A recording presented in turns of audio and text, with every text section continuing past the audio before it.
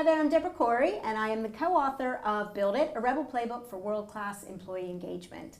And I'm here today with Wayne Hall, who is the reward manager at Dunelm. Hello. Very excited to be here today talking to you. It's a lovely office. You walk around the office and you see the product all over the place. Yes, absolutely, because you can get kind of a bit more siloed if you're in an office all the time, and clearly that's where all the action happens, out in our stores, selling the products and on our websites and things, so yeah.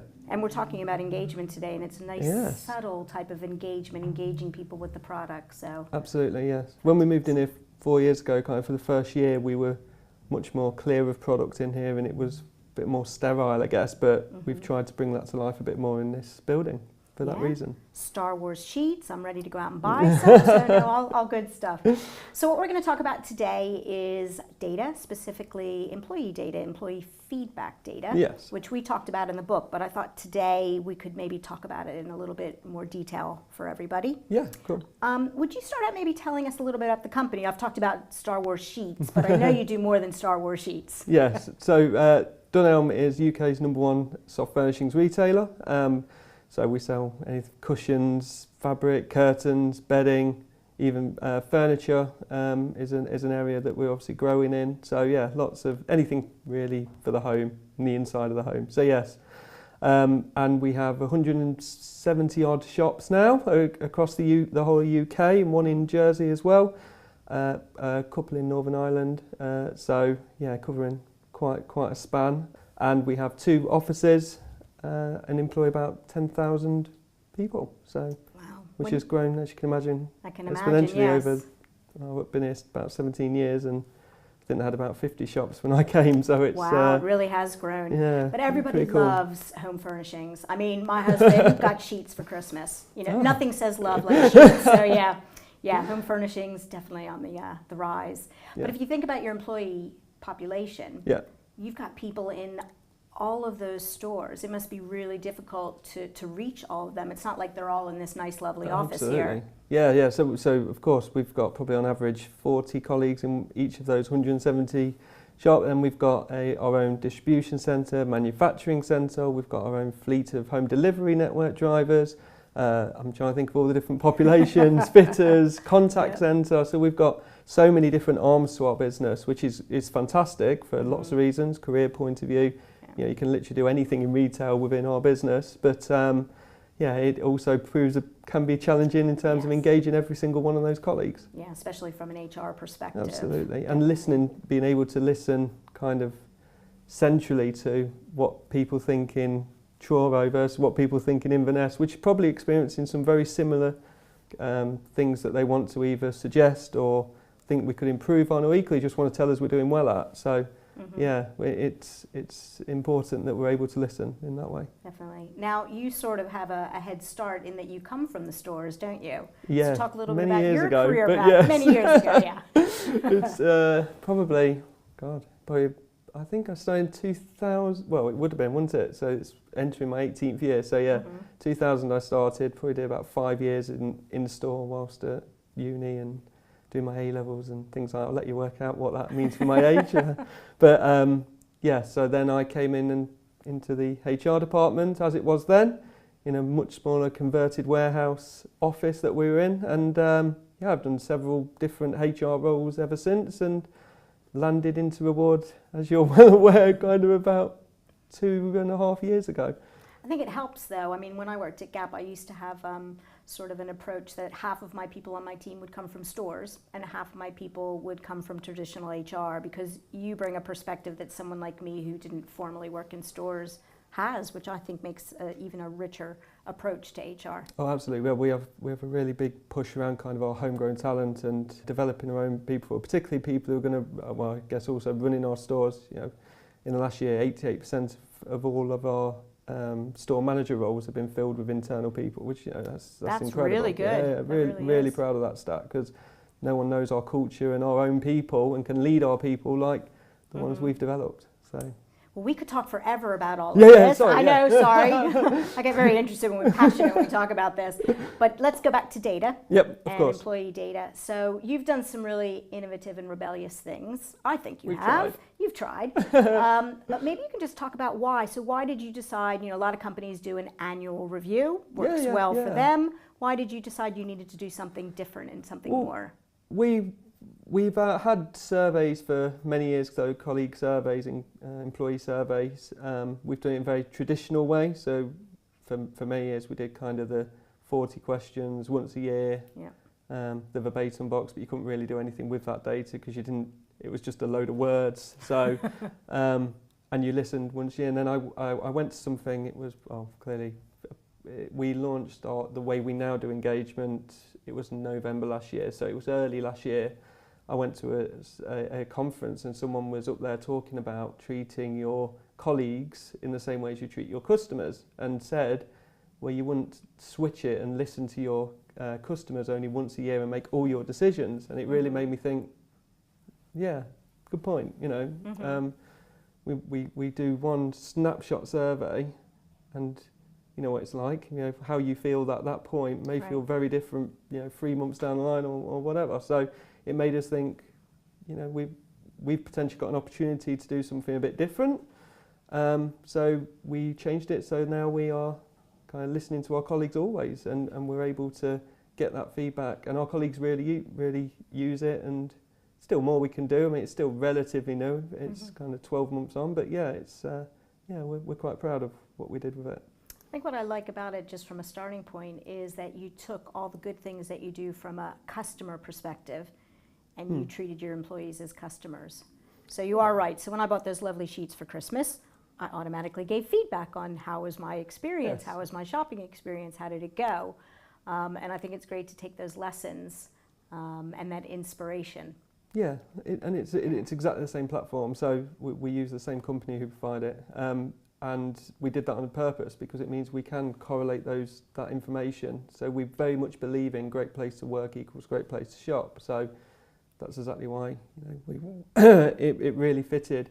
And also our culture was set to it. So our culture has always been built on kind of honest, real-time, kind of tell it as it is type feedback. Yet with our colleagues, we were doing this one survey once a year. It just didn't it didn't fit our culture, whereas what we do now really kind of plays into that much better. And it's interesting because we talk a lot about in the book is that we've all gotten a bit comfortable with some of the traditional ways of doing HR.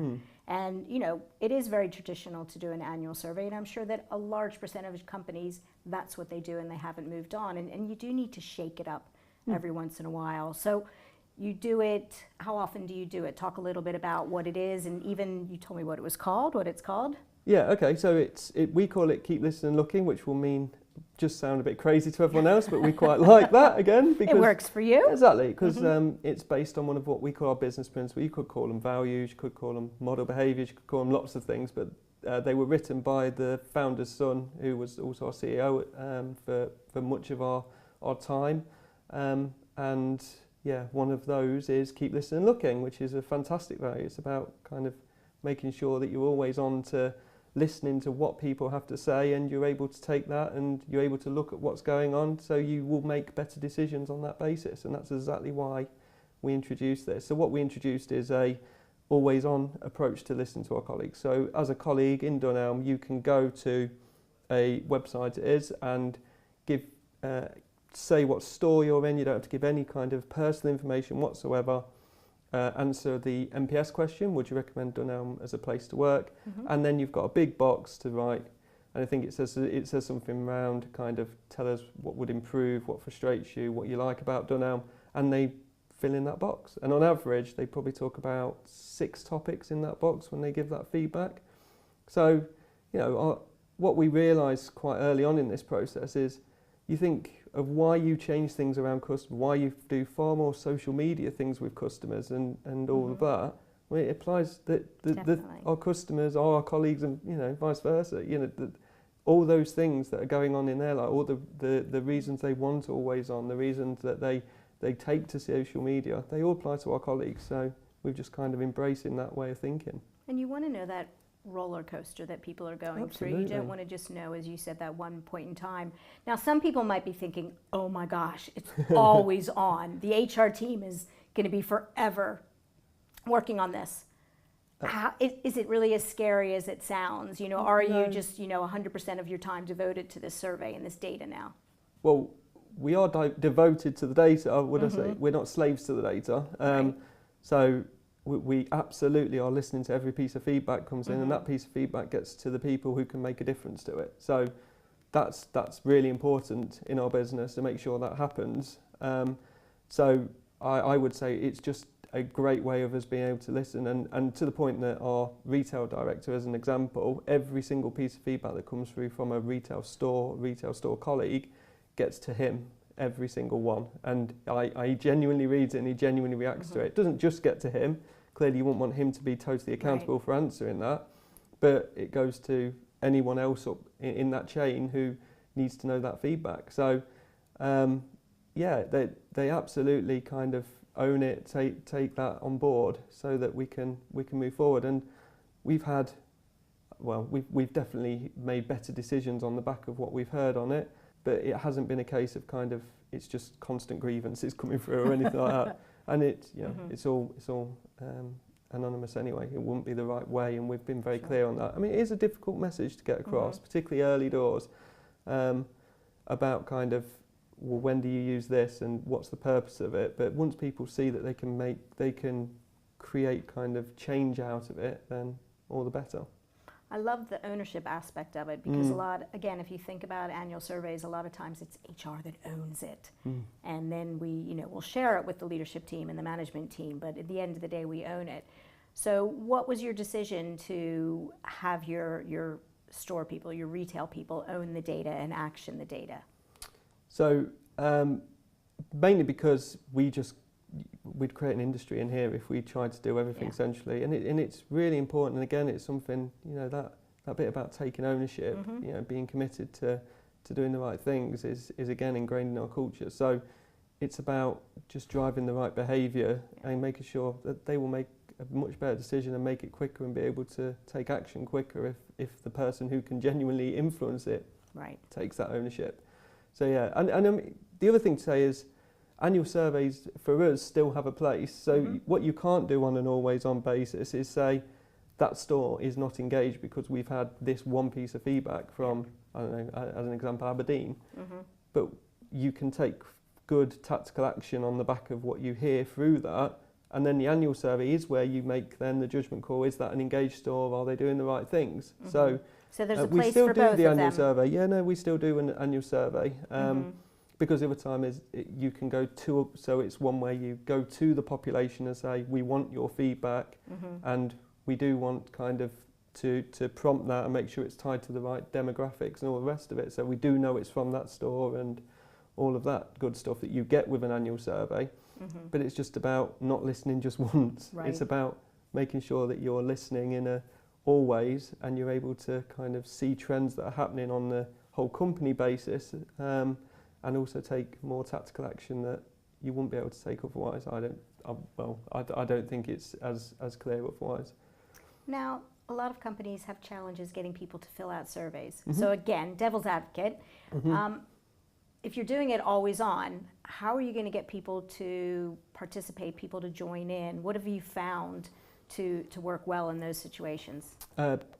Make sure that people know it's the clear feedback mechanism. So people know if they go to, I don't know, a training event, or if they have a big piece of news that's communicated, clearly we don't want people not to talk to their line manager. That's never what this is about. And again, that's another balance you have to strike. That's a good point. But absolutely, if you're going to give us feedback, don't go to Glassdoor and just do it on there, or don't go and moan on social media and do it on there. Come and tell us genuinely, because we can do something about it, and we want to do something about whatever it may be, and we want to make sure you're clear on the message if there has been any doubt. So yeah, it's really important, I think. Definitely, and I think you're right. If you can even just ingrain it to what you're talking about in the organization, the fact that it's one of your values also, I think makes a difference, because it's not like that's the only way that you listen in the company. There's lots of mechanisms for listening, so it's not an island on its own. No, that's definitely true, and I think we've also learnt as we've gone. I mean, hey, this isn't it. We definitely made mistakes in the start of this, as you can well imagine, but nothing that crippled anything. You know, Right. we were able to adapt it and make sure. I think in this building it got used in a slightly different way than it did in the other area of the business. I think it did become probably you had a bit more kind of airy pockets where you had a bit more just moaning for moaning's sake Right. going on. But what we did with that is we've now made it into a more positive. So every month our exec team stand up in our centre, we record it so it can go out to the rest of the business, and they do an update on the strategy and how things are going. But then there's also a session called Ask the Exec. And in order to submit your question for Ask the Exec, you put it through our Keep Listening Looking portal. That's a really good idea. And then and literally every single question that's asked gets answered.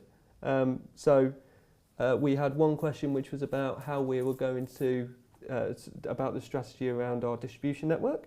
So that was one question.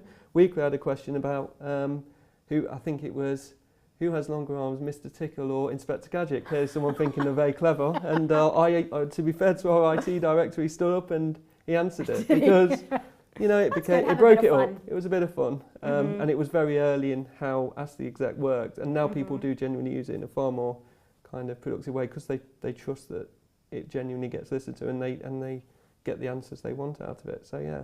I like how you've been creative and not just had it as a standalone survey. You've given it more of a life by having it Ask the Exec and other aspects. I think that makes sense. And also you made it work in your company. Yeah. So what kind of results have you had because of it? You said you've made better decisions, which is fantastic to hear because that's what you want to do with the data. What other types of things have you seen as a result of doing this survey? Well, some quite tactical stuff, I guess, would be some examples. So we heard quite some things that we thought had been eradicated out of our business. Some things around kind of rota planning, holiday planning, and kind of when communication happened. There was a few things around that. We thought we were very clear how those things were, what the expectation was with that. And we heard very quickly, once we launched the Always On, that actually that wasn't the case. But you didn't just hear. What was very different is you didn't just see because we already had stats around who'd published, as for example, 3 weeks worth of rotas in stores. Right. But actually, what we also heard is, because I've not got my rota for 2 weeks' time, I can't plan my childcare, and that's causing me immense stress, and you know, it feels like nobody's listening to me. Suddenly, the emotion that's attached to that is much greater than you're ever going to get on a statistic. So that meant, you know, we really stood up, took notice, and we went out with a very strong message around, no, that's not tolerated. So, and clearly it reduced dramatically very quickly once we went out with that message. So we were able to take quite a tactical decision in that way. In terms of, I think there's been kind of, when decisions have been made, we've had a bit of people have come and said, oh, I'm not sure what this is about, or I'm not quite clear on this element.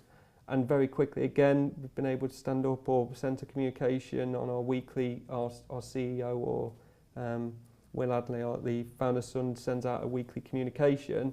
And again, we've been able to say, well, you've said this on here, let's be really clear what this means. And we've been able to very quickly and tactically get in and clarify without it needing to create jungle drums, which it may have done before. So, yeah, I think there's quite a few little examples. I think one of the biggest examples is the fact that in July of last year, we had a minus, I think it was somewhere, a minus score on our engagement. And actually, we're now shifted that by kind of 50% or something in a 6-month period. And that was just by saying to managers, I think that annual survey that happened in July last year was the point where our managers really got the power of this.